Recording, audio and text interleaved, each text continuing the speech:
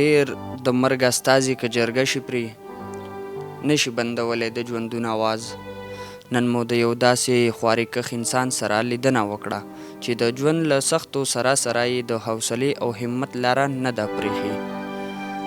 دغه کس د ملا د ستونزې له امله د سختو مشکلاتو سره مخ دی، خو بیا هم د چا مرستې ته یې لاس نه دی نیولی.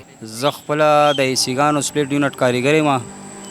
ایسیګانو کار مې کولو او د کچي ماله کې را سره حادثه وشوه.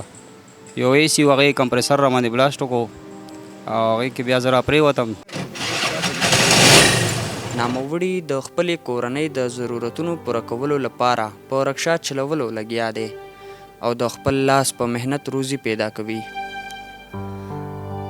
بیا جي ټریټمنټ شروع، دردونه مې کول لږ لږ.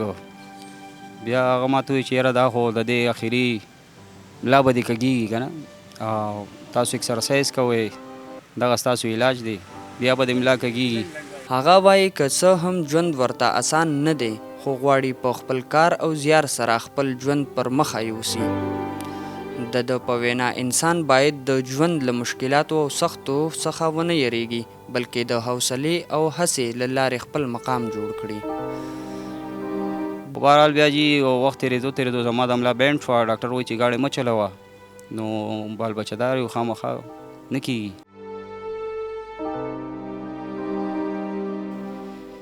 بیا اوس راته جي اټ اټیک شو اشنغرۍ کې، او جي یو 2 سټنډه مې پاس کړل ډاکټر جوهر علي صاحب باندې. نه جي نه، ما خپل کار کولو، ما سره الحمدلله زه ټیکهدار وم او ما ایز ورکشاپ کې کار کولو. ایز والا سره ومه ټیکه مې وه، ما سره ملک فیاض ټیکهدار و زمو د اشنغرۍ، او جي نو ما سره 35 هلکانو باندې لاندې کار کولو. اکثر خلک روغي او سوال کوي. داسې خلکو ته چې موږ وګورو، موږ ته خلک رعایت شي چې یاره دا په صورت باندې روغ دی او بیا هم سوال کوي. ولې سوال کوي؟ بله خبره دا په صورت باندې معذوره دی او غریب خپله مزدوري کوي. ډېر داسې خلک دي کور یې کوي، بچي ور بغاړئ، الله ته ډېر سخت دی، خو خپله غریبي کوي، سوال نه کوي. دا کنډم دی، سوال نه کوي. ډېر خلک روغ دي او سوال کوي. د دې وجه سره، د دې وجه دا ده چې خلک مخته شوي دي، دا بس یو دین او کاروبار جوړ شوی دی. د ناموړي کیسه د هغه خلکو لپاره یو الهام دی چې له ستونزو سره مخ دي، ځکه چې هغه د کمزورۍ پر ځای د ښکار او محنت لاره غوره کړې ده، چې دا د غیرتمند، عزتداره او د یو باوقاره انسان نښه ده. ګلزار علی زیګر، افغان ټي وي، پېښور.